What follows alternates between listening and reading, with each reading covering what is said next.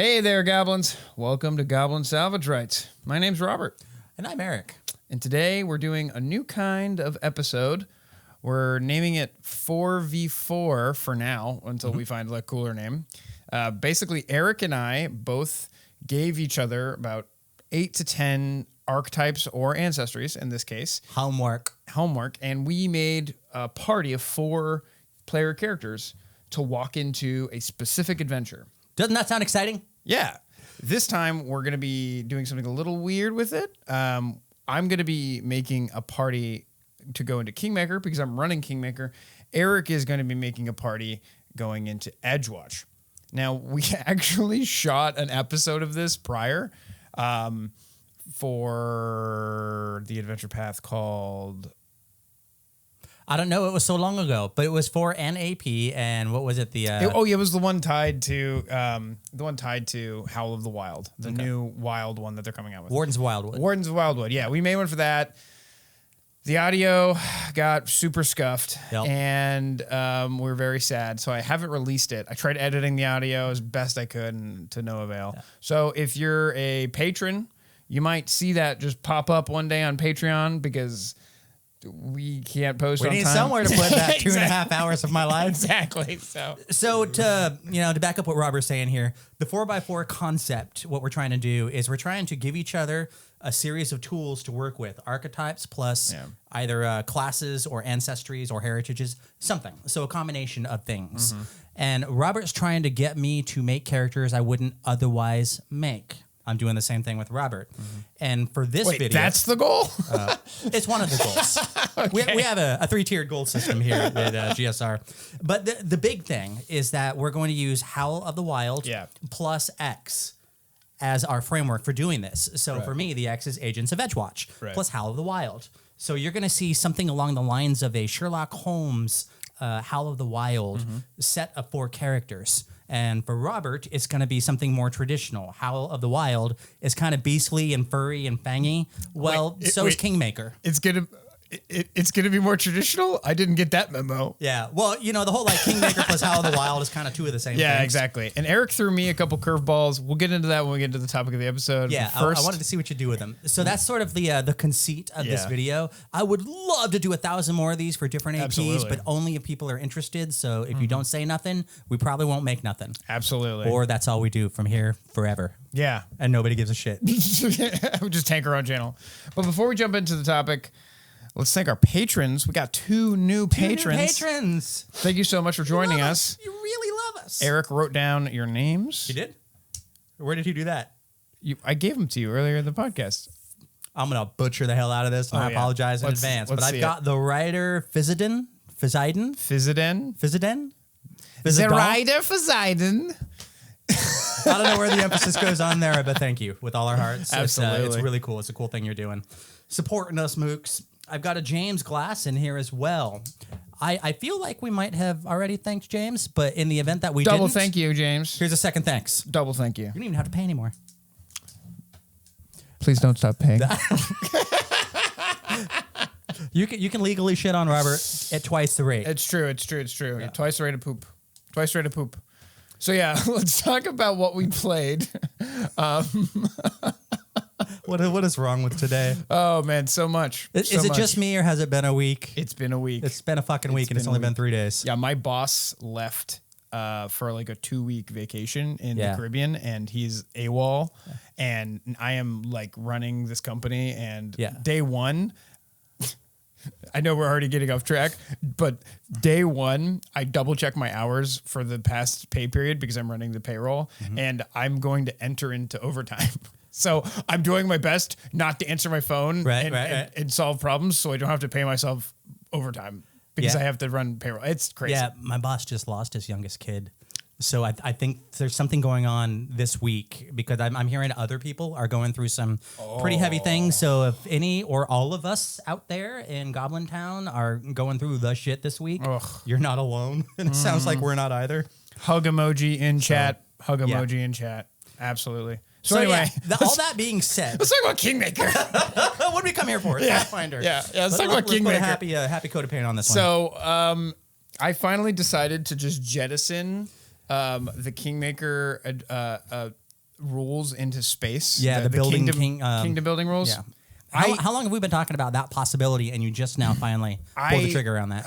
It's just so much work, and everyone has It's a lot of overhead.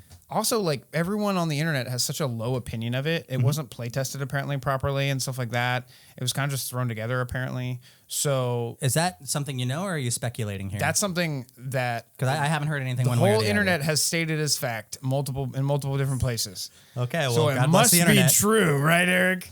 I don't know, but I know they spent like what 2.5, 3 years on the second edition Kingmaker project. The story that I heard was the Kingmaker rules got stapled on kind of near the back end of the whole project. Okay. Or tried to be remade from the original AP for second edition. And there was like a new designer on it or something. I don't honestly know. And I don't want to call anyone out for like doing a bad job or whatever. No shit talking on that. But like, it's not fun. Well, I think for me, and again, I'm on the player side of this experience here. I kind of wish I would have run this fucking thing for you because I want to see what it's like on your side. Totally. Given all of that. Well, maybe you can. Being a player with the Kingmaker rules, it's so much overhead on the player side just to participate, let alone participate in a way that actually benefits me and the party. Yeah. 2, 3, 4, 5, 6 months down the line when we reach later levels, because our early decisions affect the trajectory of our kingdom growth. And if I and 3 of my comrades in arms don't know what the fuck we're doing, and you're struggling with the system on your side of the screen, it's kind of like, what's the point of diminishing returns for introducing a new system that defines a campaign? What I want to do, if I had the time and energy, is instead of learning Python, like I said last episode, and writing a program for this, what I would actually like to do is just strip it down and reduce it and boil it down to an incredibly simple system that's very like free flowing, like a powered by the apocalypse kind of approach to it. Absolutely. Yeah, that would be more appropriate. I think. I've been thinking about this lately. The idea of like the Kingmaker kingdom building rule set to go with Kingmaker, it defines it, like I said, right? But the circus rules for the extinction curse adventure path, if you jettison those rules, nothing changes for the AP. I mean, damn near nothing changes. That's not true for Kingmaker. So I'm wondering, like, all of the special subsets of rules they have for the different APs. You know, this whole AP is built on the idea of reputation and getting it and losing pieces of it and that sort of thing. If you just jettison the sub-rule set, is there still anything left? For Kingmaker, that almost feels like the most extreme example of, but it's not Kingmaker anymore. Well, they have sidebars that kind of tell you where the kingdom is, but in my opinion, they don't really tell you enough in detail for it to be very useful. They kind of just tell you the assumption like, eventually your kingdom will be the same level as your players. Wrong. It levels so slowly that even James Jacobs has said on the boards, yeah, we definitely fucked that one up. Just multiply the XP by 10 and it'll be more appropriate on course. Which is nuts. Well, so James Jacobs says that that's enough for me. Exactly. So like, anyway, to make a long story short, I jettisoned the, to make a long story even longer, I jettisoned the rules and I'm basically running these little events that happen in your kingdom.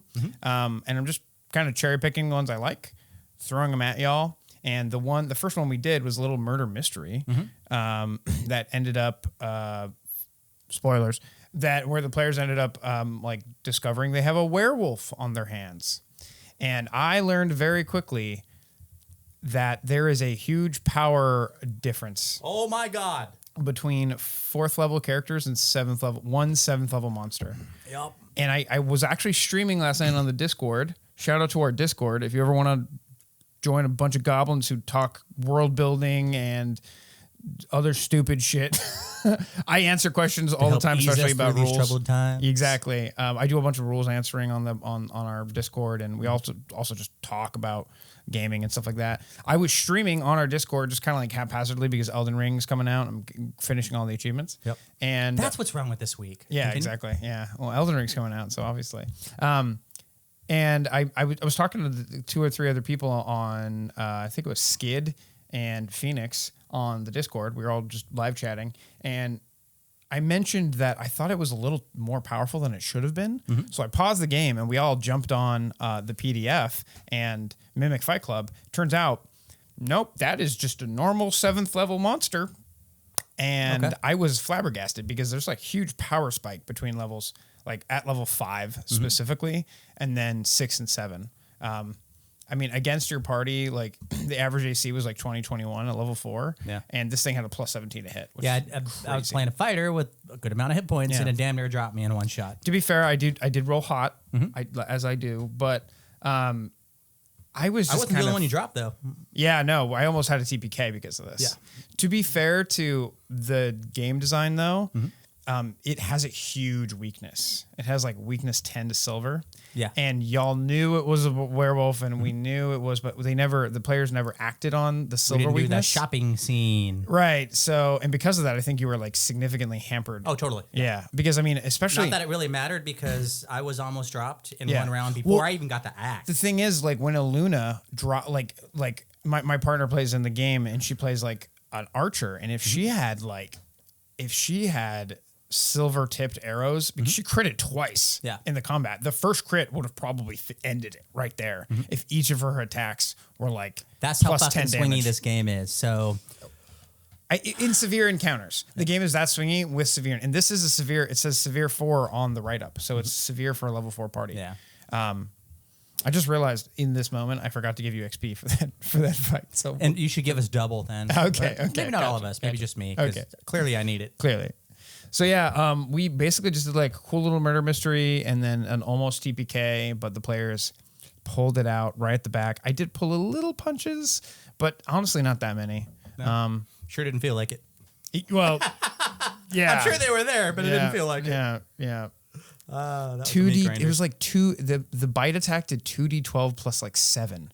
It was nuts. And I remember I critted and I rolled like a 12, an 11, a 9, and an 8 or something like that. And I was like, Jesus Christ! Yeah. Sorry, Erik.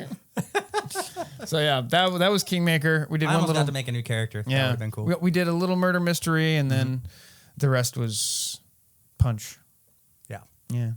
No Edgewatch, I think. We haven't done anything since the last video, so no updates for me. That will be next time. Totally. I'm running Edgewatch in 2 days, so I should have a lot more to say after this. Hell yeah. I'm not going to be there, unfortunately. But yeah. It's going to be awesome. Work. But not for that reason. Yeah. Solely. Anyway. We promise not to have fun until you return.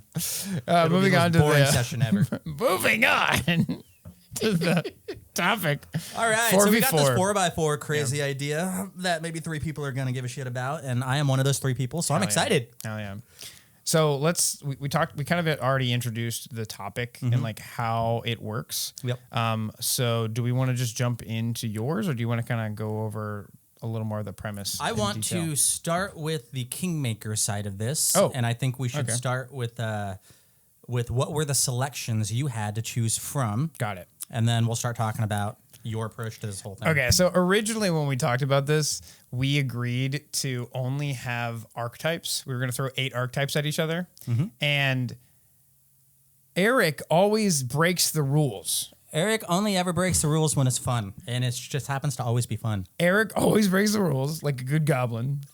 So I was like, I'm gonna pull a little Erik on him. I'm gonna be tricky myself because I gave you 2 ancestries instead of 2. I noticed it was archetypes. off. Yeah, and I was like, oh, I'm just gonna play a little trick. Ooh, so that was deliberate.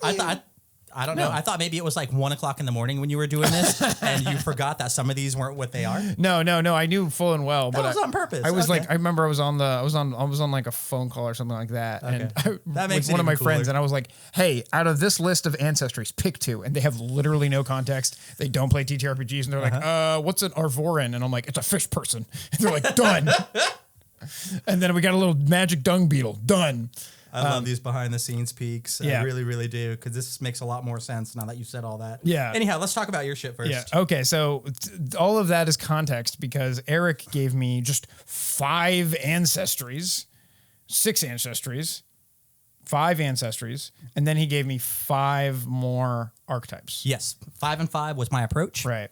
So plenty to choose from. Totally not even. We said 8 originally. Anyway. Well, yeah. The reason was it's a 4x4, so you pick 4 ancestries and 4 archetypes, and then you commingle them in whatever combination you want. But I gave you 5 because I'm a generous goblin. Got it. So the ancestries are. Remember, this is for Kingmaker. Kingmaker. Okay. Android, rare. Gorin, also rare. Circe from Howl of the Wild, uncommon or rare. I think they're rare. Awakened Animal, rare. Automaton, super rare. Hi guys. All rare ancestries. Okay, we're having one of those games. Got it. And then the archetypes. I honestly didn't even know what half of these were. I'm aware. That's one of the reasons why I picked them. Scions of Demora. Anyone in the audience? Ostili Host. I knew what that was because we just covered it. Right. Flip It Contestant. Knew what that was because we just covered it in Howl of the Wild. Twilight Speaker. And Awatia Sky Sage. Yes. So I'm going to go ahead and start talking a little bit. Okay. What I did, because we're doing Kingmaker plus Howl of the Wild, was I made sure to give you some selections from Howl of the Wild and the ancestries and the archetypes. Otherwise, what's the fucking point, right? Right. And I'm curious which ones you picked, because it's entirely possible you picked everything that was not in Howl of the Wild to run with. So we're going to find out right now. Howl of the Wild informs the Kingmaker building exercise, and I want to see what you did. What kind of samey, foresty, mountain, river crossing, flannel fucking wearing lumberjack, neck bearded elf do you have to show us today? Okay, so let's just jump into my party. The last time we shot this episode, the one that has not been released, Erik, I gave Erik like 8 archetypes, and it was for no, it was for 7 Dooms of Sandpoint. It wasn't for the Wild book. It was for 7 Dooms of Sandpoint. It was because we went all like Wild West on it. Exactly. Yeah. And I gave Erik 8 archetypes, and he picked vampire 4 times. I wanted a coterie of fucking vampires to go do their thing. So and there was a Dampier who was thin-blooded. And that doesn't count. We never released that video? We never released that video. Oh, that breaks my heart. I know. I'm so proud of that. It was a lot of fun. Okay. So it's anyway, going on Patreon. Yeah, exactly. We'll put it on Patreon. You Subtitles. can patrons can suffer through the very mediocre audio quality. Right. Because again, I only have the audio from the camera. So I pulled an Erik. I can't wait to hear this. So my party is 3 automatons and an elf. 3 automatons and an elf walk into a bar. So I fell in love with the story of the automaton and where they're from. And I said, just fucking, you only YOLO once. So we're going 3 automatons because I wanted, my original idea was to have like 3 automatons and an android and have just like the robots make a nation. That would have been rad. Basically. Yeah. But where do automatons come from? Which book? So automatons are from Impossible Lands. Impossible Lands. They are from a nascent nation that was in the location of Rahadoom, but came before them. I actually wrote down... Like legacy critters. Yeah, exactly. I wrote down a bit of this.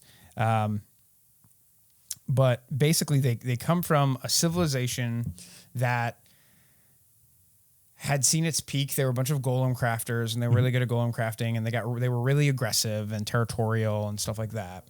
And they started pushing into other countries and trying to take over other countries. And when they finally ran into Osirian, apparently they lost their steam because Osirian had a bunch of badass sorcerers and stuff like that. They were at peak at the time? Yeah. Well, they were at least powerful. They were getting ready to. Yeah. And they basically lost, and as a last-ditch effort to gain power, they started binding souls. They started binding like demon souls or devil souls into the automaton bodies, and that went terrible. And then they started binding their own people into the automaton bodies. And like as a Warhammer player, as a Necron player in Warhammer, right. This is literally the story, pretty much. Necrons and Kingmaker. Exactly. Okay, I could see that. So the way but the difference between Necrons and automatons? The automatons is that they're not emotionless servitors. They have the soul is literally trapped in a metallic body. So you can tell some really cool stories. One of my favorite anime of all time, or manga really, I read it before I saw the anime, was Full Metal Alchemist. It's a story about 2 brothers. One of them, 2 scientists basically, and one of them, they do an experiment to bring their mom back to life, and one of them loses his arm and his leg, and the other one loses his entire body. But right at the last second, the brother who lost his arm and his leg, basically, he trades his arm and his leg to attach his little brother's soul to a suit of armor that was standing in the corner of the room. So the whole premise of the whole story is basically them traveling around trying to figure out how to get his body back. So that is the premise for one of the 4 characters. Oh, cool. So I basically I have the 4 of these characters, and I had these archetypes of. I started with an archetype of character for each of them. Mm-hmm. So I've got 3 automatons and 1 elf. The elf was one I think I actually want to start with because the elf represents hope in a lot of ways. So this is the Twilight Speaker. This Twilight Speaker is, and by the way, we're going to have all the stat blocks linked down in the doobly-doo down below. You can use these, take these PCs and run with them in your own game, playing around with them, look at what we did. I only filled out the feats. I didn't fill out any items or anything like that. Elf wasn't one of the options I gave you. No, it wasn't. Okay. You didn't even follow the rules to begin with, so I'm going to break as many rules as I want, Eric.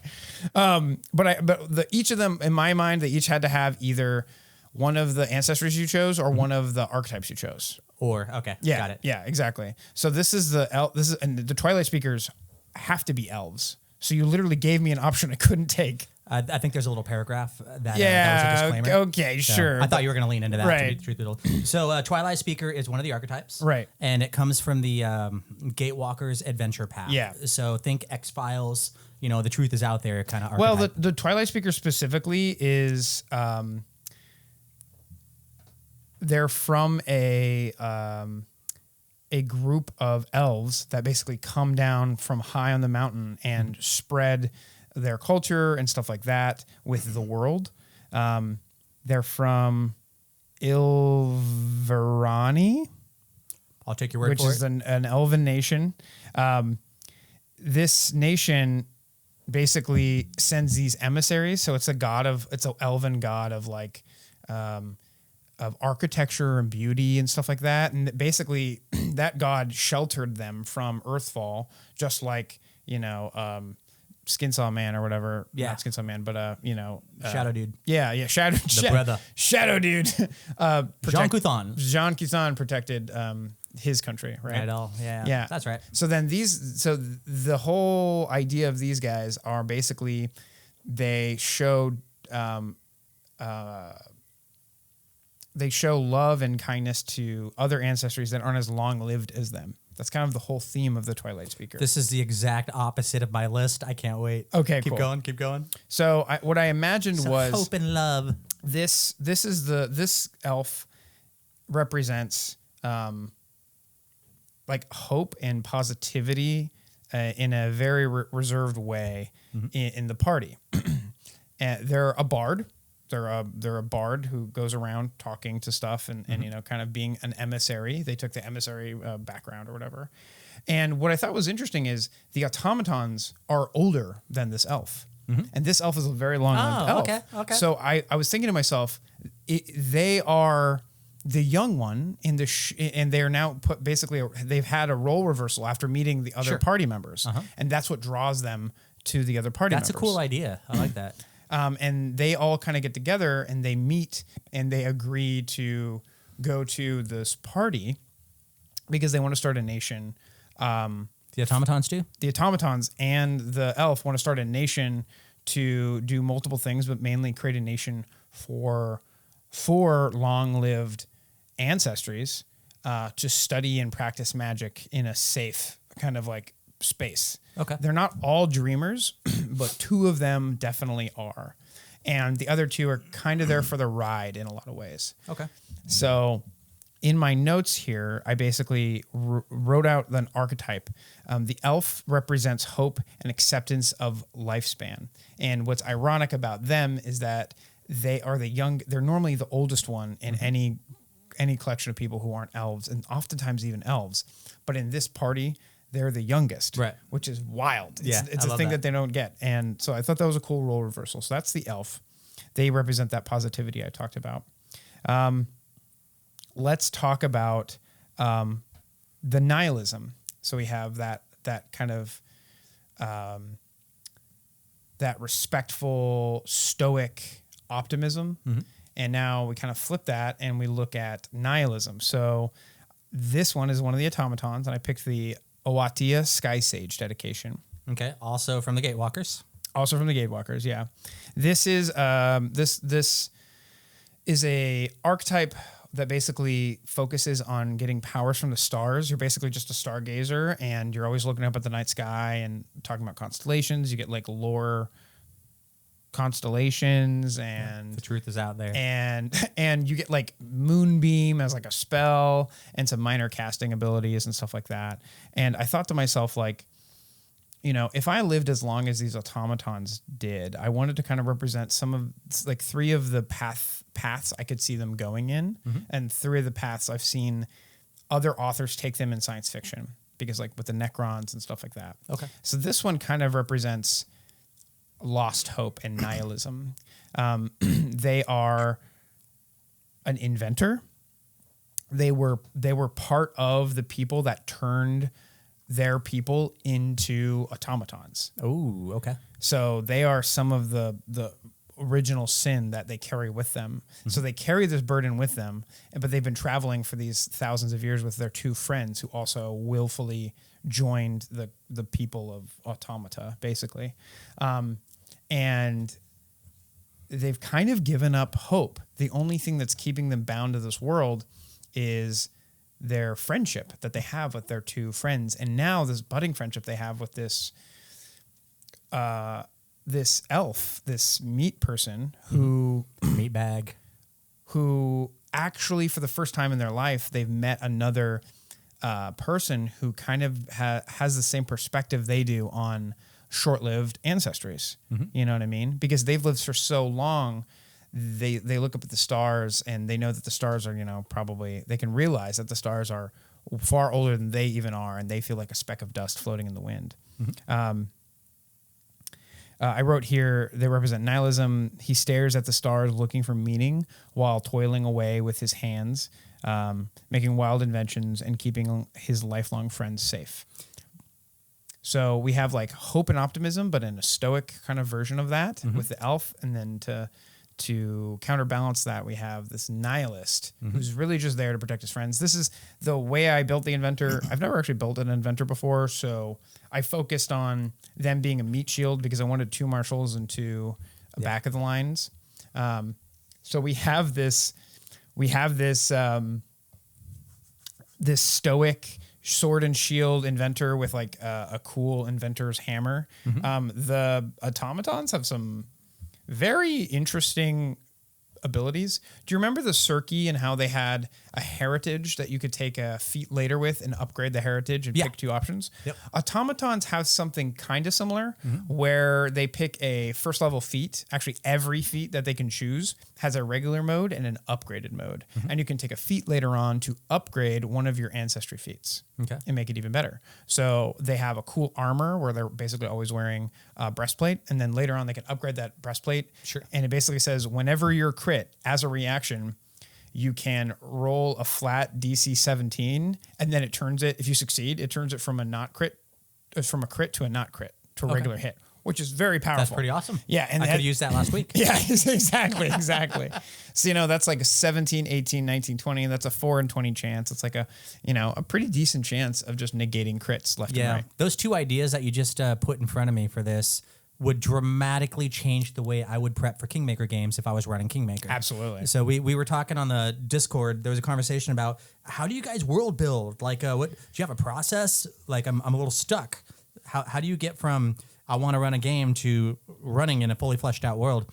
And one of the things I realized in that moment, trying to come up with an answer, is I tend to build from the characters outward. Yeah. That's how I world build, because I can read every single page in the Kingmaker book, but that's not really going to matter if I don't know who the characters are, because the characters will shape how the events and the mood and the tenor and everything. That's so interesting, Eric. That's exactly what you're doing on our Patreon. Segue.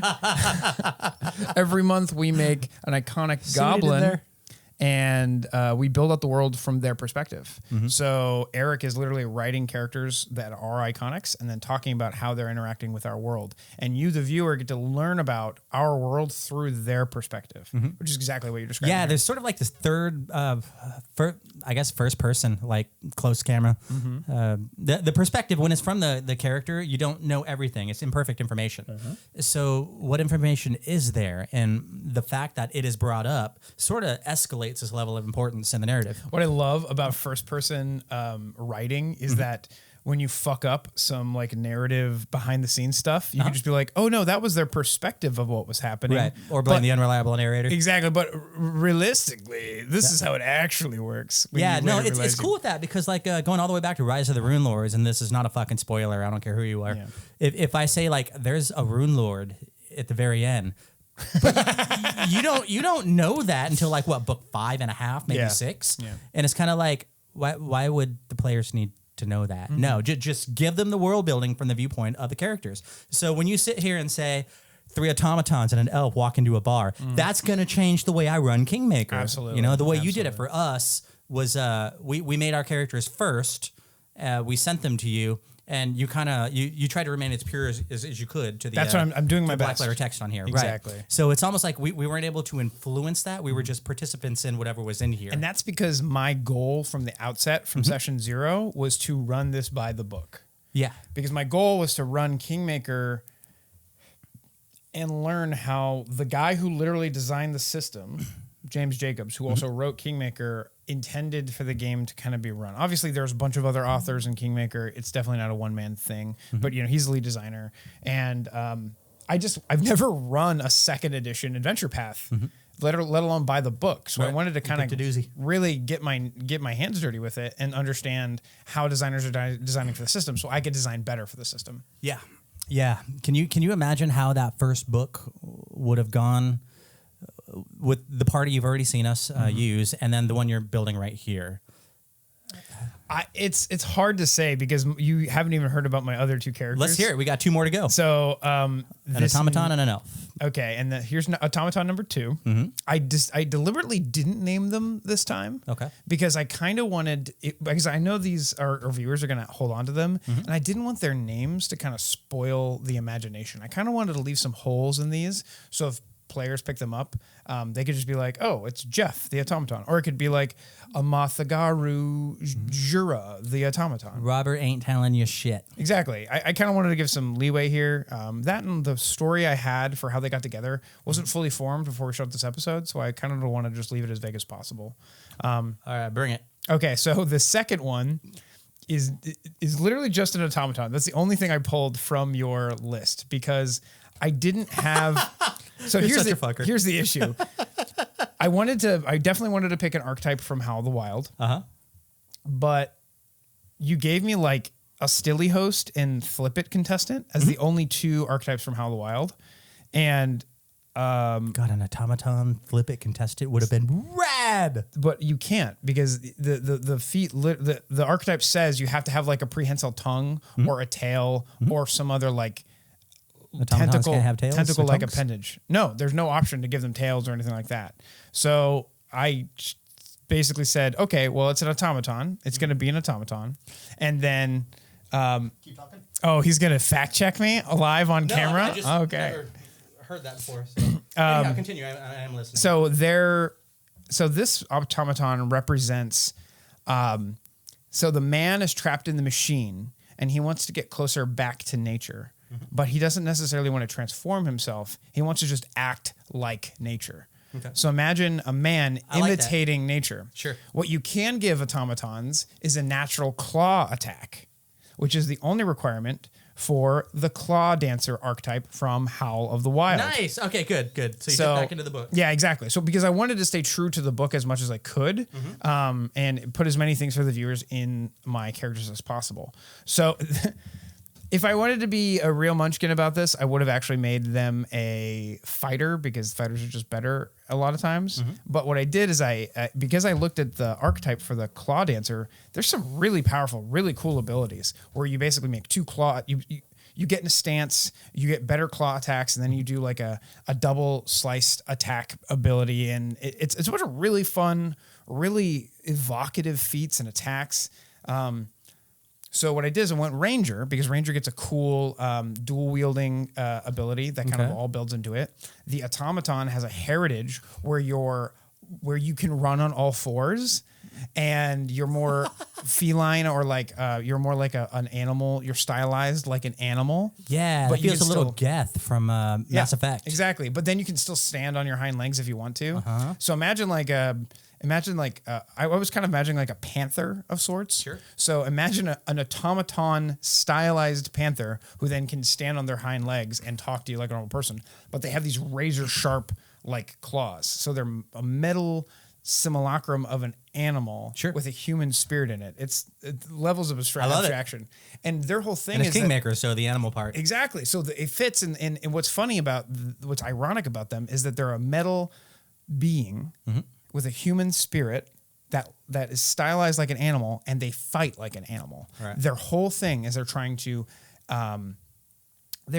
to be more like the animal. They're trying to get closer to the natural world, not by changing their body, but by changing their spirit, by changing the way they act and interact with the world, by getting literally spiritually closer to nature in that way. Which I thought was a fun irony, because it's a rejection of the other automaton's mindset. So the last automaton I picked was a druid. You gave me the choice of choosing a scion of Demora, which is something I'd never heard of before. I actually just copy pasted. Was this the high level one? Yes, it was. It was, and I accidentally gave him something that didn't fit. No, it actually does. It does? I reread the feat, and it literally has a little caveat at the very end. There's always a small piece of text that changes things. So I'm just gonna read the description for Scions of Demora, because this is the thing that really inspired, really got me thinking. Again, from Gatewalkers, so X-Files. So Scions of Demora, they represents a search to return to what they had. Right there, first sentence, it hooked me, because this is this kind of story I would love to tell with an automaton in the first place. Right. Their Scion of Demora archetype represents them searching for a way to transform back into a human again. Like, come on, this couldn't have been more perfect. They have an animal companion as well as a special spirit guide ally, a support caster focused on buffing and healing. Right. So that's my description for them. This is the description of the actual archetype. Centuries ago, Demora Hume founded a lakeside city that would become one of the largest in the western Sarkories. When the city was attacked by raiders, Hume conjured a guardian from the lake to drive back the attackers. In the process, he also became the region's first god caller in generations. Hume's summoned savior was an ancient spirit guide from the plane of water named Dizad. With Dizad's guidance, Demorans summoned more such spirit guides, all of which the citizens worshipped as gods long after passing. This tradition of god calling and worship of Sarkorian gods came to define the city of Demora.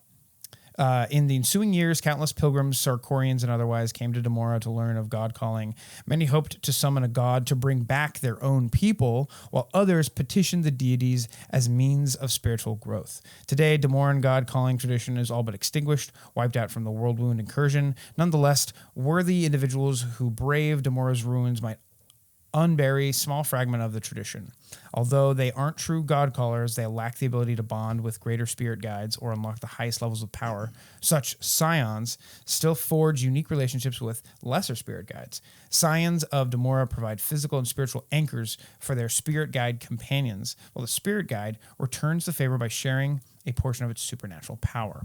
So the idea here is that somehow, either in their past life, when they were living for thousands of years, they've interacted with another sign of Demora, or they've interacted with a artifact from this region, and they learned about this. They're searching for a way to turn everyone back into, to turn their friends back into real flesh and blood people. So is there some sort of like terracotta army sitting somewhere with souls inside of him? Yeah. And this guy's going into the stolen lands to find the means to get all of his buddies back into flesh bodies? Exactly. So that's fucking rad. And that is so wholesome and isn't it? And hopeful. Well, I mean, and this is -1. obviously ripped straight from Full Metal Alchemist, right? So this is one of my favorite, stories. So they're a druid with a focus on medicine, healing, and buff casting, basically. And their whole thing is they've got this familiar called a sign, this Demoran familiar, this water spirit entity that's guiding them in the direction. They're hoping that this guide will help them figure out what they need to do in order to bring back, using the power of nature itself to suck the soul out and give it a new body. And I thought of it as I thought of it in terms of nostalgia. So one of these automatons has a nostalgia for the way things used to be, and they're trying to go back to the way it used to be, change, change things, go back to the glory of the old republic. Exactly, the glory of my own flesh and blood body. While the other one, the ranger I just talked about, they have accepted in many ways their new body and are just trying to live in a natural way, which is whatever that means at this point. Exactly, which is a laughable simulacrum of any kind of thing of nature. But they're doing their best to live in the moment and live in the future and just live as best they can in a natural way going forward. So two of my characters we have nihilism and stoic hope on the other side. And what I kind of would love to see for them as a character arc is basically the nihilist begins to realize after meeting this long-lived elf that existentialism exists because it hasn't been invented yet, and they can choose to live their own life and choose what is valuable to them and choose what gives their life meaning. And you can be a real boy. The stoic, hopeful elf. What I would love to see their character develop into is someone who retains their stoic hope, but begins to truly learn the cost of having hope, of having stoic, of having this kind of stoic hope because as you go through Kingmaker, a bunch of short-lived ancestry-led nations fucking attack the shit out of you.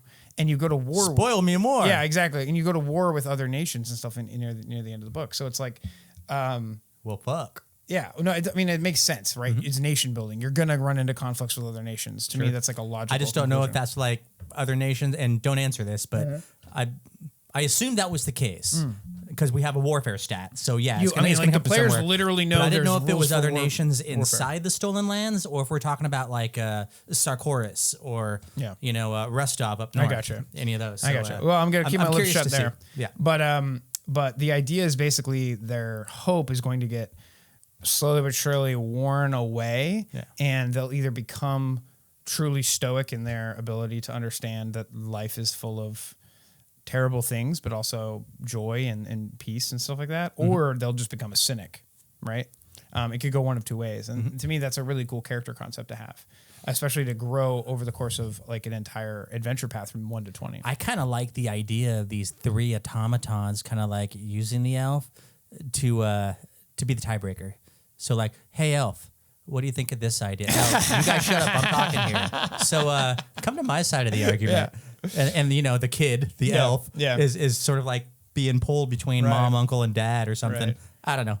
No, that's a really, really cool thing you did. And I kind of want to find a way to do this exercise to create ideas as deep and thoughtful as that I as a GM can use on my side of the screen in a session 0. Right. So you made 4 characters into this wonderful big thing. And I want to see how to do this to make one character of equal depth. And in my mind, it was like an alignment axis almost, where I had on one stretch I had like nihilism and stoic hope, and on the other side I had like nostalgia for what once was and acceptance for the future. And that's like not a chart that many people have in their mind. It's something that I just kind of fell into while reading the backstories of these ancestries. Yeah. And this all gets back to sorry to cut you off. This all gets back to in my opinion, the most important part of this whole exercise is the power of creative restraint. Sure. Where you're handed a group of things and you have to use them. Right. Or not.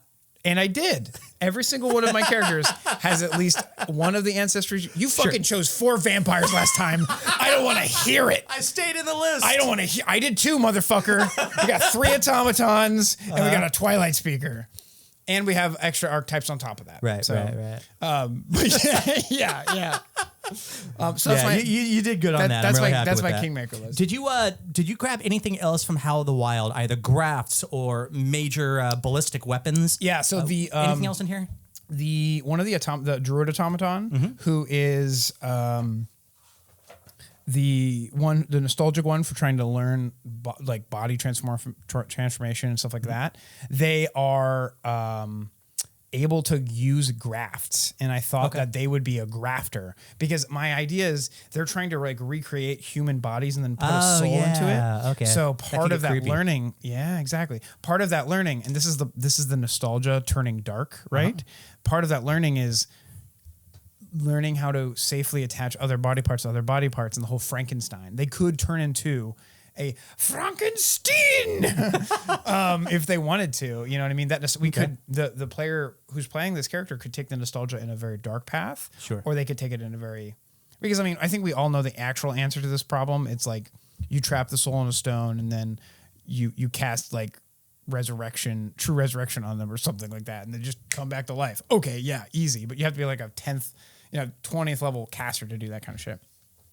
So and the last thing is when they form a nation, at level 4 in Kingmaker, after the first book, you form a nation. What I thought they would do is they'd form a nation of I think it's called a magearchy, where basically the power, the triangle of power in that nation is based on their ability to cast and manipulate magic.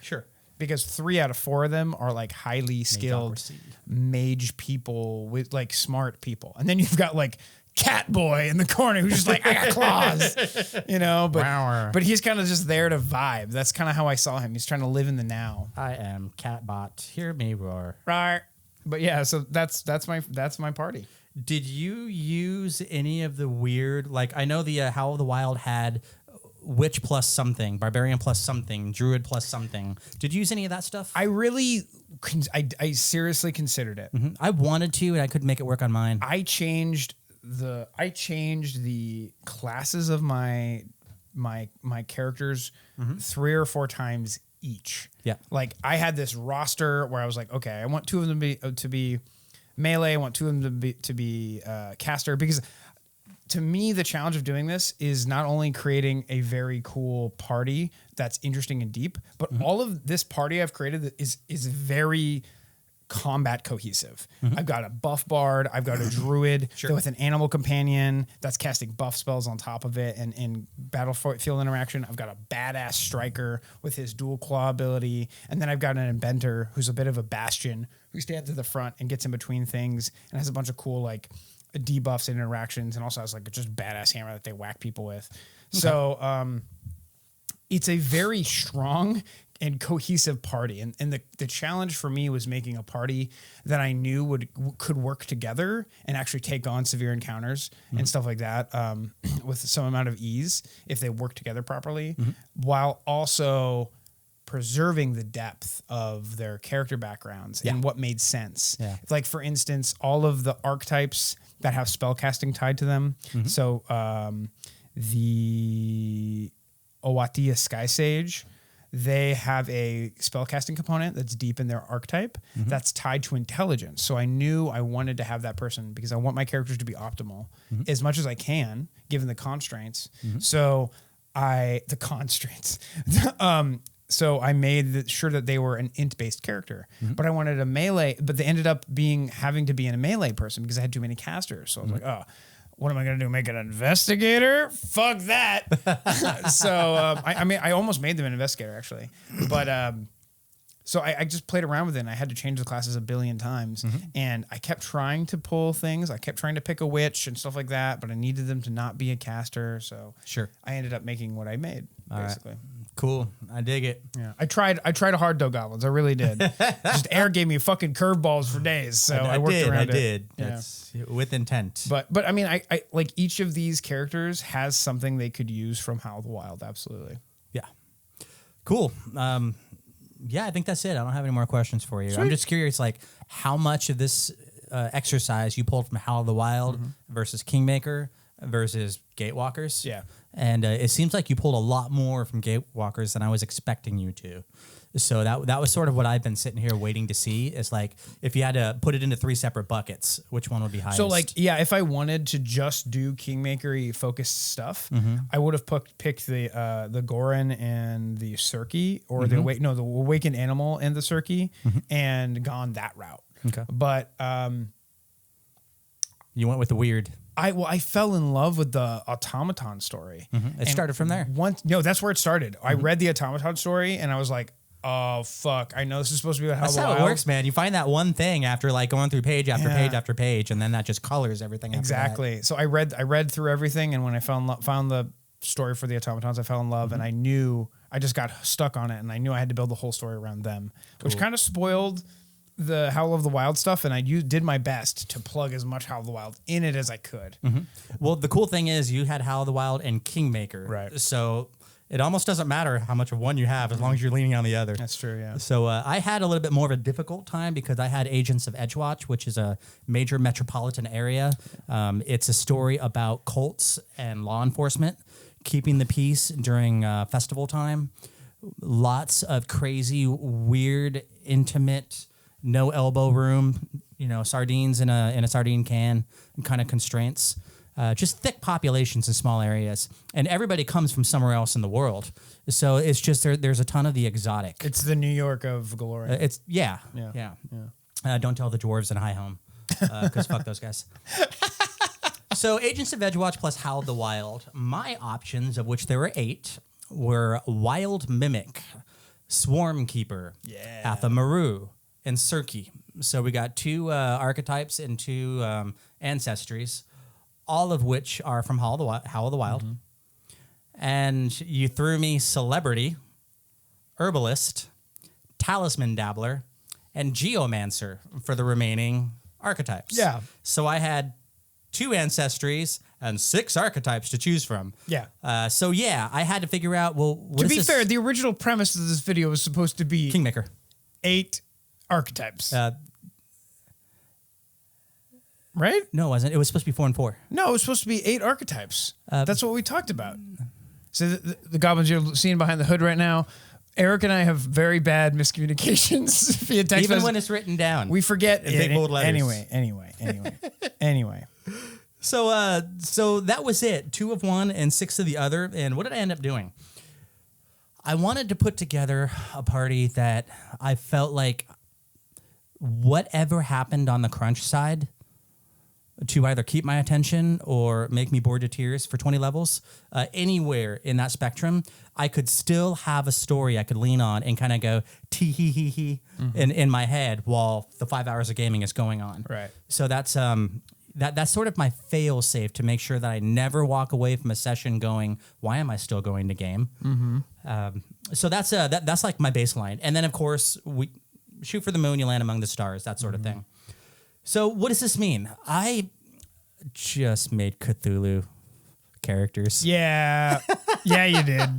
I'm looking at them now. So I took the combinations that I thought would best exemplify a random assortment of great old ones from, Lovecraftian mythos. Okay, that's cool. And I just used them to sort of flavor these guys. So I didn't make Cthulhu in Pathfinder. I didn't make Ithaquah in Pathfinder. I just took what I felt would be feats, ancestries, heritages, special abilities, classes, archetypes that would feed into the 4 very specific ones I picked. So let's go ahead and get into it. That's an automaton. I went too far. Boo. We got top one on the list is Innsmouth, the Shadow over Docktide. Yeah, so I made 6 level characters because that's what we did for the video that hasn't aired. Innsmouth, the Shadow over Dockside. Dockside is a region in Absalom, which is a city in which... it's like a borough. Agents of Edgewatch. Yeah, like a New York borough. For anybody who cares. So each one of these guys is going to be of a different part of Absalom. Cool. So Innsmouth, the Shadow over Dockside. This is a nod to Dagon, who is a great old one in the mythos, and Shadow over Innsmouth. And what would that even look like? Apparently, I picked. I hate these stat blocks. Yeah, I don't know why. This is your Athamaru. My Athamaru, that's right. Yeah. So this is like the fish guy, right? And in Shadow over Innsmouth, people turn into fish people and eat your fucking face. That's perfect. Yeah. So that's kind of like a Cthulhu Dagon thing. Totally. So I picked that one, and for my... I'm sorry, you guys. I hate these stat blocks. Why did you export it as the stat block? Because the other option was a character sheet. Oh, I could see how that might be more difficult. Where's my goddamn archetype? It should be level 2. That should tell me. Mm-hmm. He's got orc blood, so he's a fishy orky boy. He's schooled in secret, spirit sheath, talisman dabbler. Talisman dabbler. That's the one I picked. So I went with the fishman, Shadow over Innsmouth, talisman dabbler. He's a magus. Mm-hmm.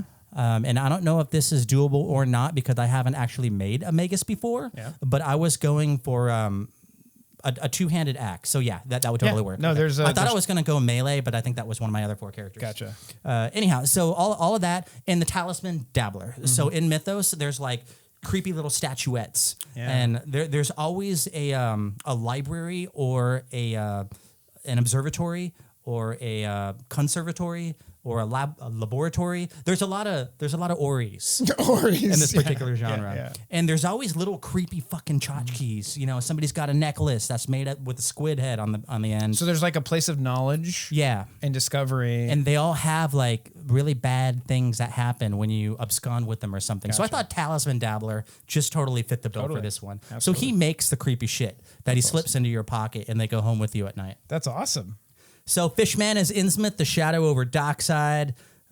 He's a magus. We all know what that is. Mm-hmm. I gave him Riptide Mount. So when he's out in the dockside, in the water, and there's a critter that's medium size, he can do his thing to mount it. And suddenly he's cooler in the water than he is on land. And I really wanted to do that because my GM who sees that will look at the Agents of Edgewatch and go, Erik, for the first 4 books, you're not going to see a lot of water activity, and can fucking change that because I just gave you my character sheet, and you can put that in because you're a responsible GM. So Riptide Mount was my attempt to kind of do that, right? Nothing in a vacuum, you guys. Yeah, exactly. Spell Strike, Arcane Cascade, we all know that shit. Yeah. I gave him Ambush Tactics, specifically, aquatic. Cascade countermeasure, that's another thing. Mm-hmm. He's orcish, we already talked about that. Group coercion, I leaned on charisma for the intimidation factor because we are talking Cthulhu. Mm-hmm. And the other thing that I kind of, I'm going to bury the lead here, what I should have mentioned up front, all 4 of these characters have the same background, and it's cultist. Oh, interesting. 4 different cultists from 4 different cults hiding it from each other.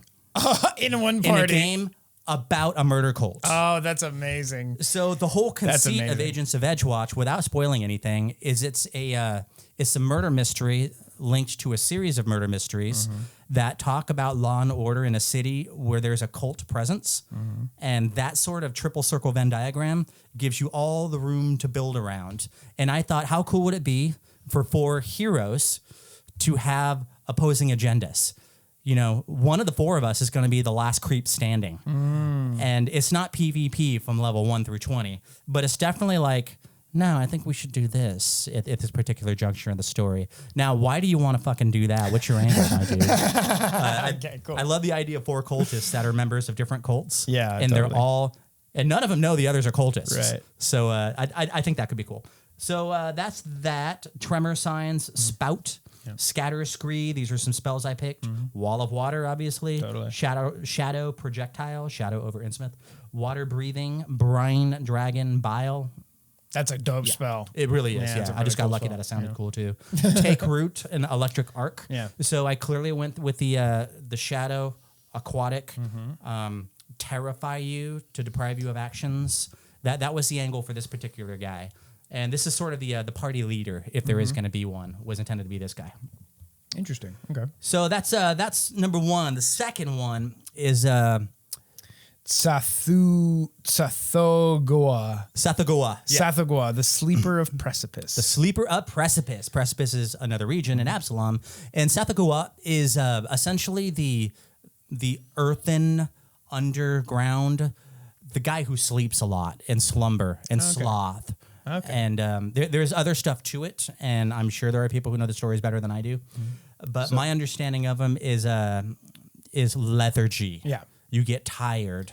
Erik chose the Circe ancestry for this one, and it's a sorcerer. Sorcerer, it's an occult. It looks like an occult, some sort of occult sorcerer. I tried to stick with occult. Using the stat block to reverse engineer what you chose is actually really difficult. Like it was fucking hard, and I don't even know if I did it right. Yeah, but thank you for acknowledging that. Absolutely. So, Circe, okay, so underground, Sathagua, if I'm saying his name right, sleeper precipice, blah, blah, blah. What do I have here? Rough terrain stance, earth shit, summon fae, lose the path, summon undead, spider sting, shield, tame, needle darts, warp step, daze, gentle repose, death knell, vomit swarm, stupefy.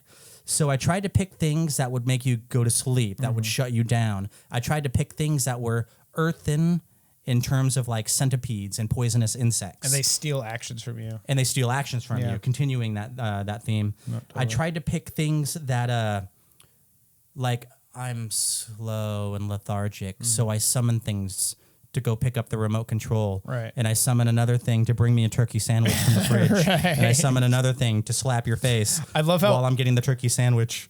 So far, all the ones I've looked at have cognitive crossover, which is hilarious because I could just tell that Erik is choosing it because he doesn't know what else he wants to choose. Did you notice that like the major conceit of that is if you fuck up a roll, you get to do it again? Yeah. That's what I was going for. Yeah, totally. And once you start doing these builds on Path Builder, you end up picking the same thing over and over because there's certain paths, forgive the pun, where you'll have like 8 first level options in only 1 second you can choose from, and it's kind of like I don't want to waste my second level slot on a first level one, so I kept trying to like go as far down the power. So can I give you and the goblins a little piece of advice here? Yeah, what do you got? So when you're doing Path Builder, what I found is the best like mode of operation to make a high level character.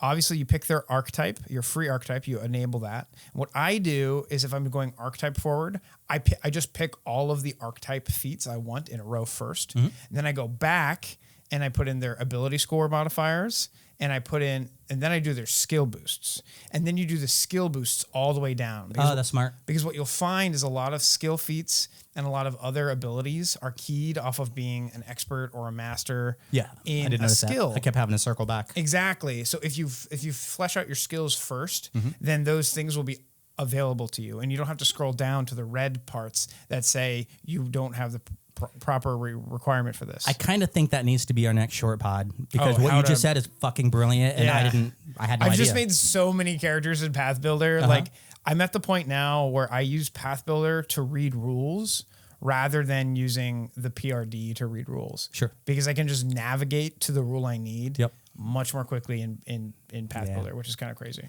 So Sathagua, our earthen sleeper of precipice, also has, and this was right in the pocket. Where did I lose you? Aberrant whispers and tentacular limbs. Oh yeah, so we're right in the territory. Yeah. Advanced bloodline, ambush tactics, and treat with forebears. Geomancer dedication. I picked the Geomancer for this particular. That makes sense. Earth. Sorcerer Geomancer. Yeah, with a focus on Earth. Exactly. That makes sense. I almost made him elemental blooded, but I wanted to stick to the options you gave me. Got it, Robert. Hardshell Circe. I chose Lantern Circe for the lights. And I kind of had a Stephen King's It moment because It too was subterranean. Right. And the dead lights. Right. That just totally fucking worked for me. And it's no secret that Stephen King's read everything H.P. Lovecraft ever put to print. Right. Occult evolution. Schooled in secrets. Small speak. I wanted my guy to be able to speak to critters. That was important for this thing. Tame animal, vestigial magic sense, blood magic, aberrant bloodline is what I chose for, again, obvious reasons. The Magiphage for the tradition, I picked occult. Cult Evolution. Sweet. And yeah, I think that's everything for that guy. So you kind of get the picture there. My first dude is sort of like the party leader, and he's on the docks. Fishman. He's aquatic. He's fishman, and he makes little cursed trinkets for people. So where you think you're getting a +1 to climb, it's actually a -1 to climb, or something of that nature. Something totally weird. Yeah, and the second one is Shaggy from Scooby-Doo. He gets out of bed late, and he shows up to the cult meetings 20 minutes after they've already started, asking us to go back and get him caught up on the minutes. Okay, so tell me about Azathoth, the blind idiot of Wise Quarter. That is fucking hilarious name, dude. Yeah, Azathoth is sort of an end of days character in the mythos, and when he shows up, that's it, game over. When you play the board games, that's the end of the game, is when he makes his appearance. Everybody else, you get to fight and lose and go insane, but when Azzy shows up, that's it. So he, each one of these guys has like a cool name or a descriptive name. His is the blind idiot. The blind idiot god is what it is. Got it. But I just made it of Wise Quarter because again, we got to customize this for Edgewatch. And it's a fun pun. It's a 6th level cleric. I went cleric with him. Yeah, absolutely. Orc. Hold-scarred orc. Yeah, because I was going. Azoth is a god of destruction and utter annihilation. So I wanted something that was just like balls to the wall, just aggro as fuck. And I wanted the void damage as opposed to the healing. So the idea of a wall of orc being Kool-Aid Man, as well as the clerical version of that. Harm spell basically. So just touches you and melts your face off. That's an extension of his orcishness, and it just comes. It's like the harbinger of all that is ending. Yeah, I've been wanting to play in Pathfinder 2nd Edition. One of our campaigns that died a while ago, we were playing like an evil campaign with Jacques. Sure. And I loved my evil cleric. Yeah. And my harm attacks. Like that was so cool. And I want to play a harm cleric in the future. I want to play an evil game that's not goofy. Not to say that one was goofy, because it wasn't. But evil is just difficult to play for a million reasons. Well, it's actually great because the 3 out of 4 of us were like some form of non-goofy kind of like evil. And then Gabby's character was like, I'm the evil anti-paladin. And that's okay. I'll cut your head. Exactly. Dance it was away. Amazing. So I got the say that again reaction, the shield block reaction. I picked some reactions because I wanted to like... Reactions are powerful. Reactions are powerful. Blah, blah, blah. For my divine weapon, I think I chose like my actual claws. And this is the swarm-bodied one, right? And I chose the swarm archetype for this one as well because Azathoth is basically like a swarm of annihilation.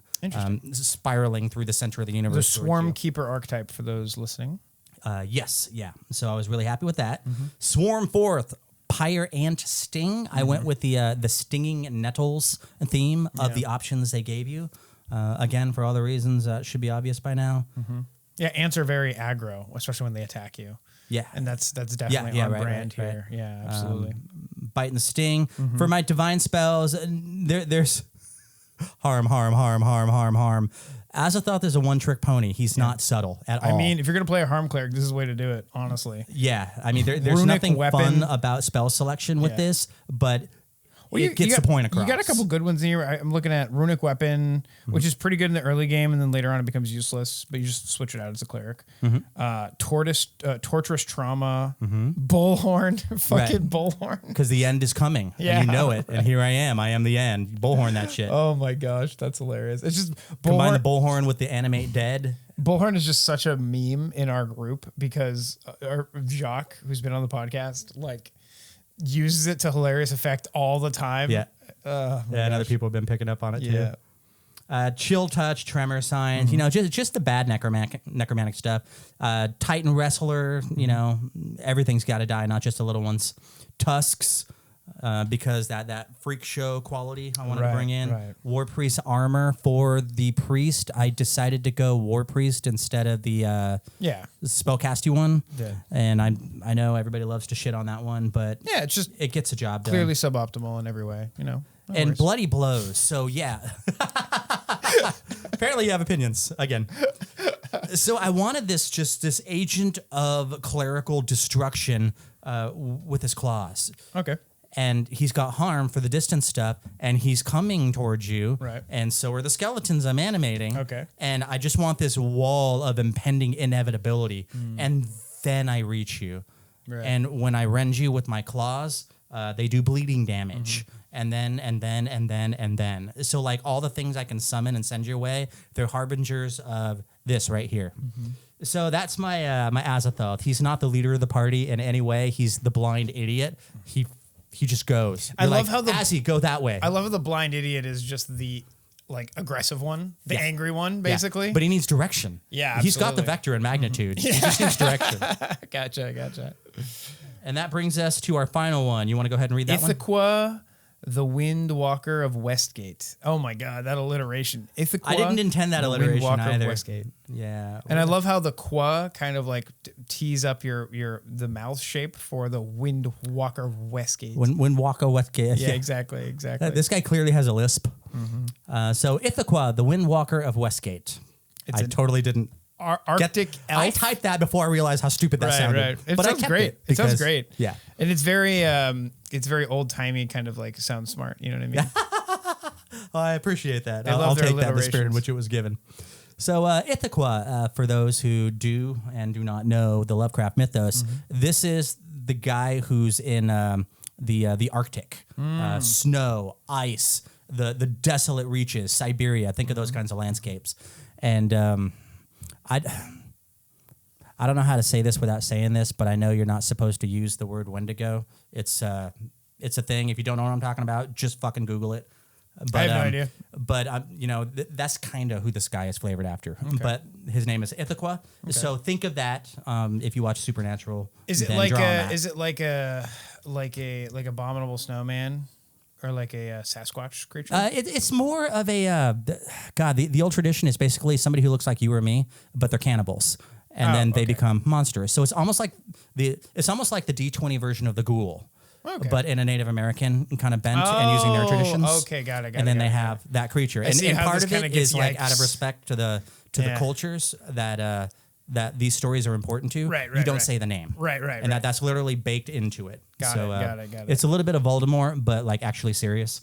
Anyhow, I just wanted to bring that up because I know somebody else will, and it's the right thing to do. Get ahead of it, yeah, totally. So Rogue Ithaca, 6.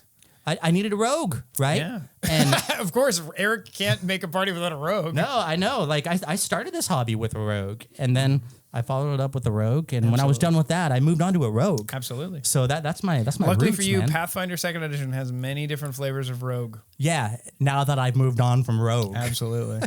So let's go ahead and buzz through this because people are falling asleep. They're not falling asleep. And when I say people, I mean me. Arctic elf is what I went through on this one. So I was thinking a man-eater, an Arctic, tall, freakishly tall, thin, can not be seen until he's on you, like a snowy ambush. I started seeing like a beastly, roided out, like a skinwalker, elf, essentially. Are you familiar with skinwalkers? Okay, cool. Yeah, if I'm reading you right, yeah, totally. So I did Arctic elf, for other reasons, gave me access to shit. Bloop, bloop, bloop. Nobody cares.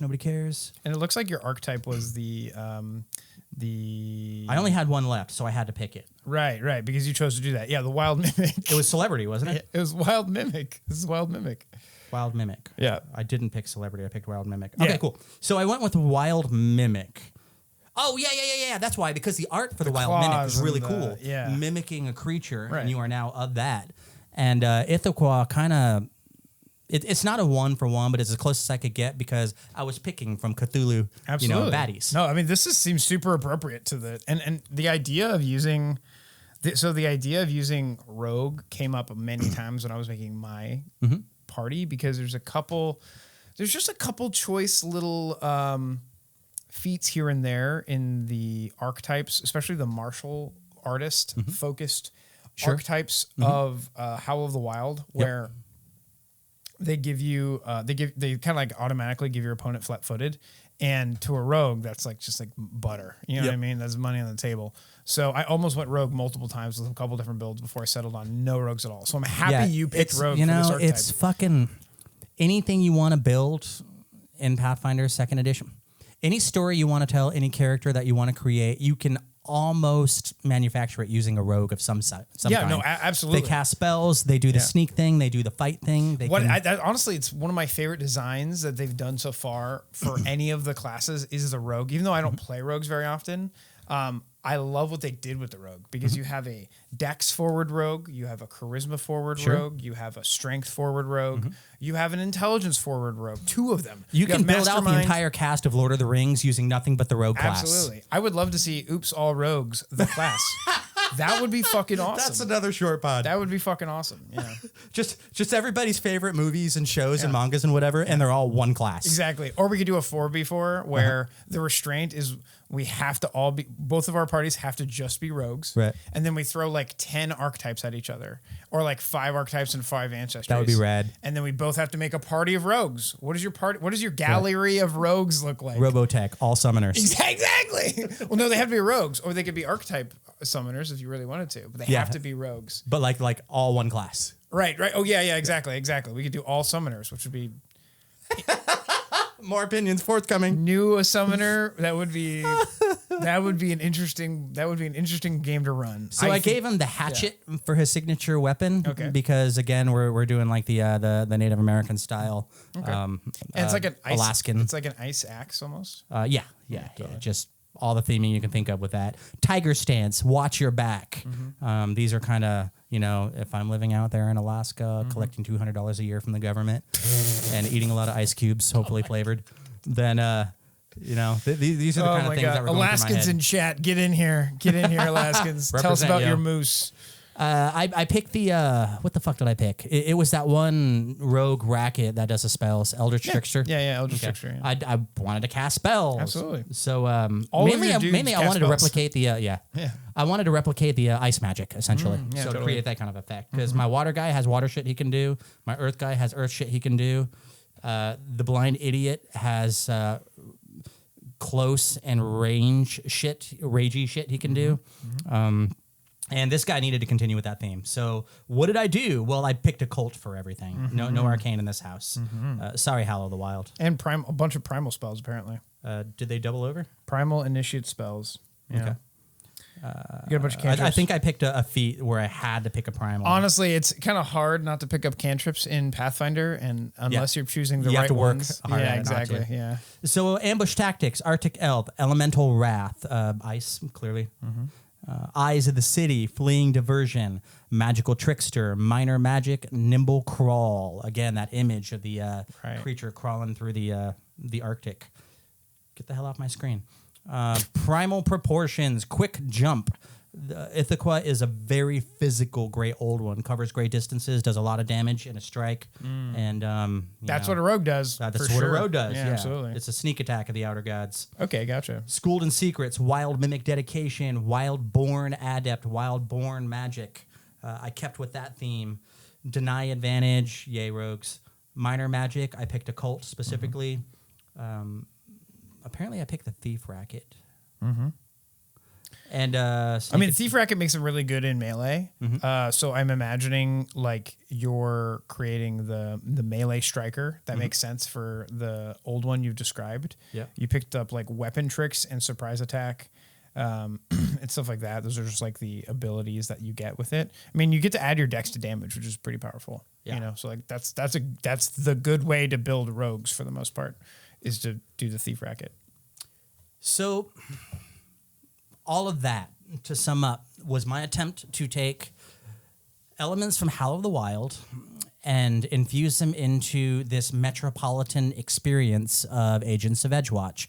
Because I believe that you can do the same thing with every single book they come out with. Rage of Elements, pair that with Rise of the Rune Lords.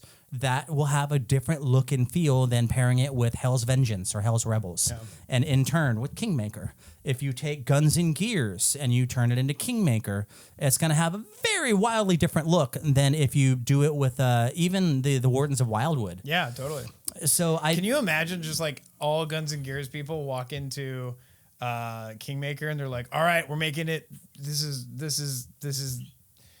Bring me the mines. Yeah, coal mines everywhere. Give me the gold mines, exactly. They're just gear in every nerds. You know what I mean? Like a big gnome gear city. That'd be sick. You want to be a part of our city? Then you got to wear this bandolier. I don't care if you fucking shoot. You're going to wear the bandolier. That's how we know you're one of us. Mm-hmm. Learn to draw. Learn to draw. But yeah, I mean, it's a really cool way, especially if you have a party.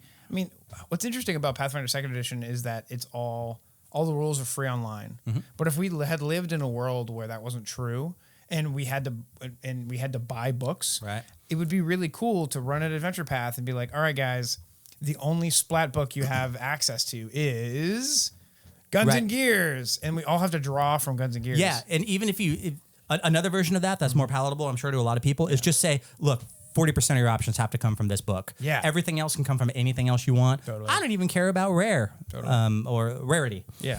So just that thing that makes everybody sort of like feel like they're of the same story, as opposed to this player is playing Rainbow Bright and this player is playing a fucking Snape from Hogwarts. Mm-hmm. And this player over here is playing the Broom from Sorcerer's Apprentice, Mickey Mouse.